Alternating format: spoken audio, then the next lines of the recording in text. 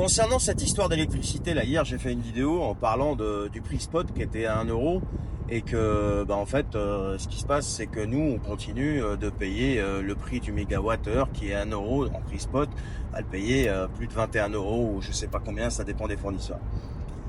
Et en fait le hasard faisant bien les choses, je tombe sur une émission d'André Berkoff qui recevait Fabien Bouclé. Donc Fabien Bouclé c'est quelqu'un qui maîtrise le sujet, qui a écrit je sais pas combien d'ouvrages là-dessus. Bon bref, je vous laisserai aller chercher qui il est ce monsieur-là.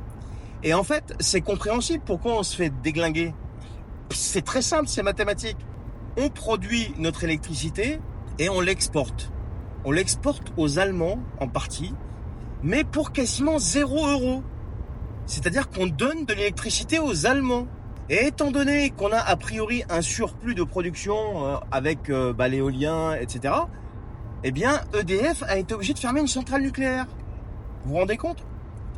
Et pire encore, et là vous allez comprendre pourquoi on se fait démonter au niveau du prix du mégawattheure, c'est parce que l'énergie éolienne qu'on produit, eh bien on la subventionne à hauteur de 91 euros du mégawattheure. Ça veut dire quoi? Ça veut dire qu'on donne de l'électricité aux Allemands, non seulement on leur donne, mais on leur paye leurs factures quasiment et on paye les nôtres.